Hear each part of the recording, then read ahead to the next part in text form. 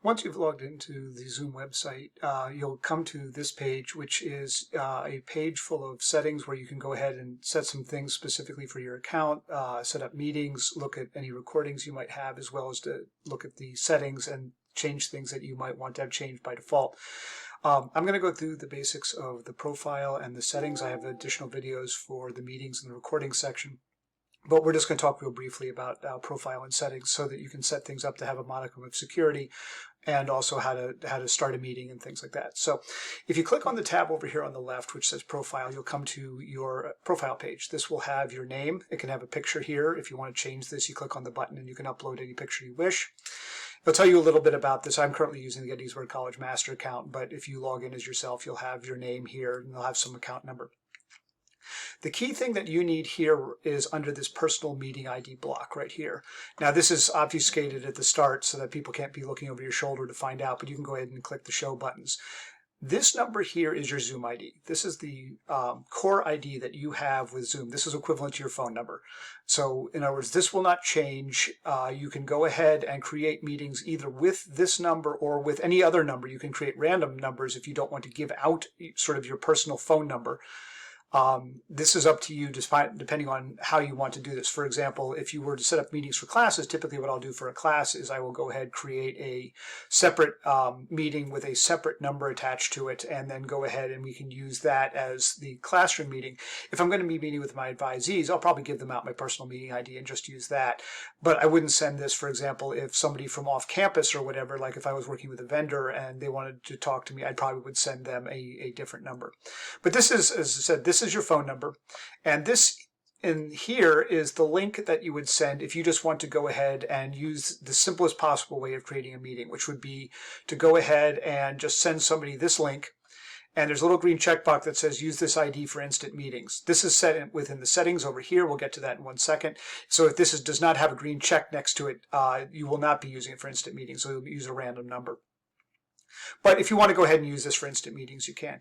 When they meet instant meetings, what they're talking about here is this button here in the upper left, upper right, which says host a meeting, and says with video on or with video off or screen share only. Typically, you'll just want to go ahead, I want to create a meeting. I'll go ahead and click the button with video on, and we'll start the Zoom client, and you'll be able to go ahead. At that point, this URL here is active, and anybody who goes to that will be able to get into my meeting and be able to talk to me. So that's the fast way to do it. You may also, from this page, if you want, go ahead and join a meeting. If somebody has sent you a link or a number, you can click this button, and this will ask you for either the link or that number specifically. So they would send you, their 10-digit number or something like that. So other things that are on here, most of the things are things that you would probably not have to mess with. For example, assign an email. This will show you what your email is for your account, whether you have a licensed account or not. In this case, if anyone on Gettysburg's campus will have a licensed account. You will have a cap of, in this case, 1,000 people. If you need more than that, come talk to me. Things like setting the English and date and time and all the rest. Most of this are things that you aren't going to need to know about. Now, in settings, there's a variety of things that you should know about, because this is going to talk a little bit about security issues and being able to prevent people that you don't want from getting on your account or doing things that you might not want. So if you click on settings, you'll note there are now 3 tabs along the top. There's meeting, recording, and telephone. Telephone you can more or less ignore, except if you need somebody to call in.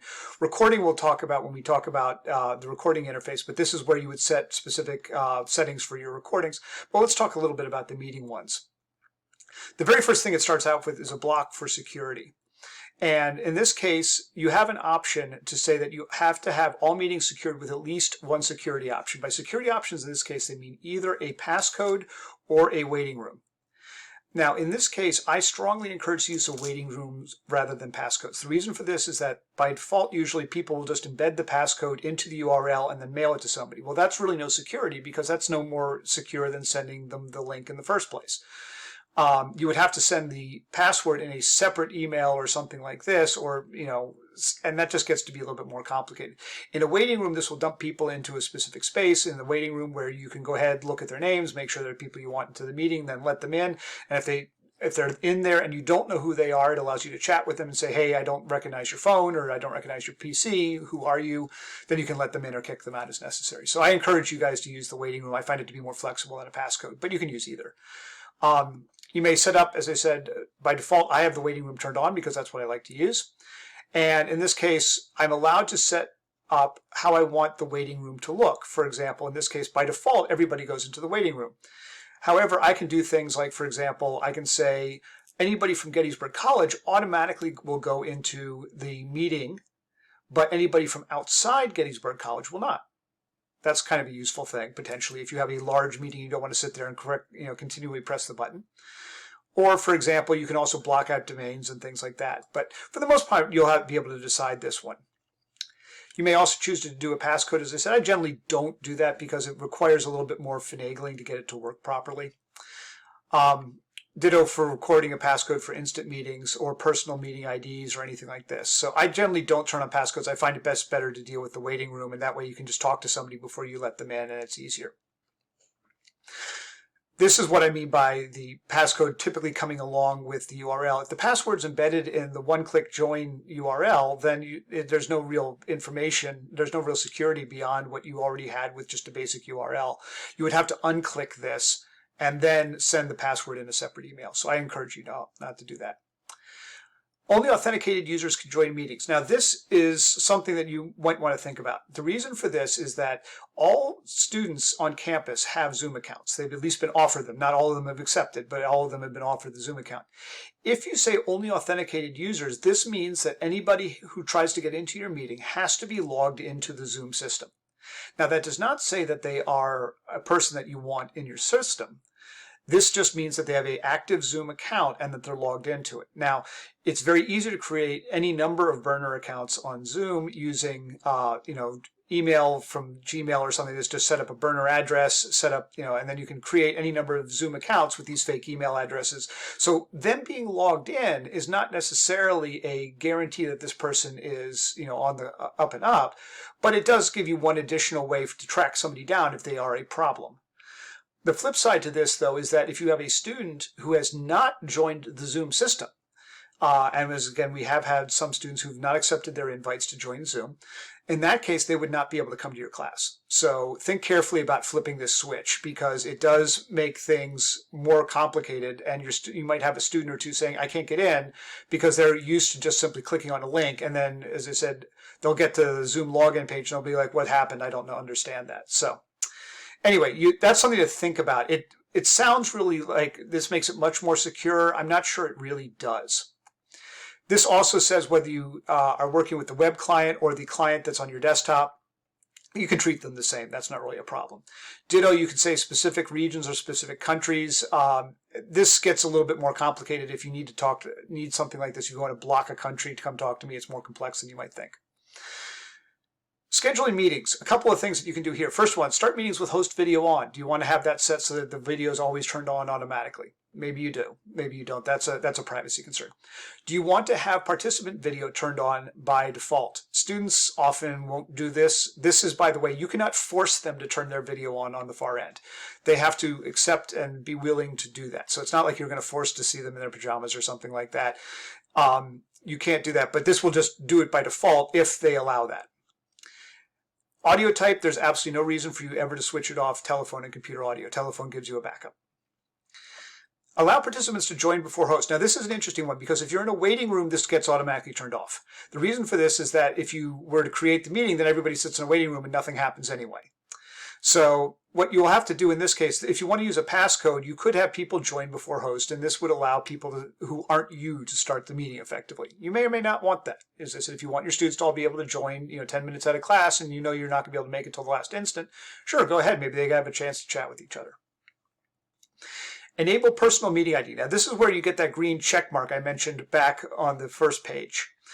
If you set up a personal meeting ID, this is a constant address, and then use that when scheduling a meeting or scheduling an instant meeting, you can go ahead and set it up such that that number, your phone number, effectively gets used over and over again. I encourage you to do this. It makes it a little bit easier for a lot of things when you just need something fast. However, if you're going to do this over again or invite people from off campus, chances are you might want to think about using a random ID rather than your personal ID. One that I personally like, mute all participants. Just by default, have them come in and say, you know what, you're going to be quiet. As I said, most people are now aware of Zoom meetings and realize that there's a lot of background noise, and it's nice to have everybody quiet when they start. People know how to turn their mics on and off at this point. A couple things for in-meeting modes. You're going to want to probably have the chat turned on, most likely. Now, prevent participants from saving chat. Now, this is something this will disable a button in chat that says save this to a text file. Now, you may want that. You may think that's great security. It's not, because if they can see it, they can capture it. They can use a webcasting program just like I'm using right now, and they can capture absolutely everything that happened on that screen. If they can see something, they can capture it. So this doesn't really give you any security. It's just one additional step, but it's trivial to capture this stuff, to screenshot it, to do something like that. So it's really not that useful, to be honest. Do you want students to be able to send chat messages to each other without you knowing about it? You may or may not. As I said, I leave it on. As I said, I think it's fine. But as I said, if you have a problem with sort of students passing private notes to each other, then maybe you want to turn that off. Do you want to automatically save the chat? That may be very handy for a lot of people. As I said, if you expect that students are going to be sort of talking in the background or something like this, you want to keep that. Yeah, that might be a good idea. You can turn the sound notification on or off. This is useful, as I said, especially if you're sort of like rolling along and you got a PowerPoint up or something like that, to sort of beep at you when somebody, especially if somebody disconnects because of a bad network connection and they're trying to get back in. You may not know that if you're sort of rolling on a PowerPoint and sort of talking. It's helpful to occasionally get a little beep. Now, as I said, if you got lots of people dropping in and out, you're probably going to get really tired of this because everybody gets to hear the beeps. Do you want people to be able to transfer files? This is a potential major security hole. People have been burned by this in the past. But it's also really handy if you wanted to say, hey, I'm going to put up like a PDF something, go ahead and download it when you want to. Your choice on that one. You can choose whether they send feedback to Zoom or something like that. A couple other things that you're going to want. You're going to want co-host turned on almost certainly, because this is the way that you're going to allow people to share stuff or potentially take over if you need to go to the bathroom or something like that. Meeting polls, turn them on. It's a handy little feature. As I said, you don't have to use them, but they're a handy little thing to have. And you'll see how to use those when we talk about the actual Zoom client. Always show meeting control toolbar. I happen to like to leave this one on, personal preference. And show Zoom windows during screen share, ditto, again, a personal preference.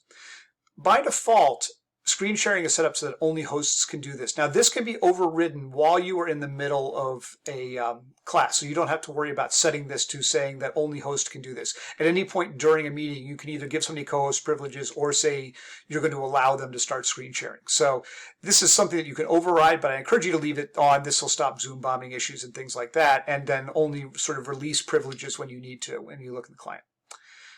Disable desktop screen share for users. Again, this is something that you can go ahead and prevent them from doing. As I said, you can override this later. Do you want to have people be able to annotate things? In other words, scribble on the shared screen. A useful feature. It's kind of hard to draw with a mouse, but if you want it, you can. Ditto, do you want people to be able to have a whiteboard? Again, if you don't have a pen, this is kind of hard to use, but as I said, it's kind of a useful thing. If you really, really want to use a shared whiteboard during class, I'd actually argue that there are better options than Zoom's, and the better option would be to share your screen while working on a shared whiteboard. And if you have questions about that, come talk to me. Do you want to allow people to actually take over control of your computer? Very, very handy for remote troubleshooting. As I said, if you want to do this, you can. I have it off just because it's not something I'm going to be doing probably within my setup. But as I said, especially if you want to go control somebody else's screen and fix their computer, you can do that. Do you want people to have icons like, yes, no, slower, faster, things like that? You can do that if you want. I'll turn it on for right now. That's a new one, so it updates my settings. Meeting reactions, do you want them to be able to do like the little clap icons and things? Here's one that you might want to think about. A couple other security ones. Do you allow removed participants to rejoin? In other words, if you kick somebody off, do you want them to be able to come back in? Maybe you do, but in general, probably not. Allow participants to rename themselves. Now, you might not think that this is an issue, like why wouldn't you? Except for the fact that if somebody is really trying to cause you problems and you've done all the other things that prevent them from causing problems, they could potentially do things like change their name to something offensive. It's happened. It's rare, but it's happened. So if you really, really don't want to do that, I mean, you'd have to have somebody sort of messing around with you to want to turn it off, but something to think about. Hide participant profile pictures. Again, if you turn these off, as I said, that way people can't put potentially nasty stuff up in their profile pictures. just one more way to sort of prevent people from injecting annoying information or something like this, or into your video streams. Couple other ones that you might want. There's no reason for you not to turn on breakout rooms. It's one of the most powerful features of Zoom, and I encourage you to leave that one on.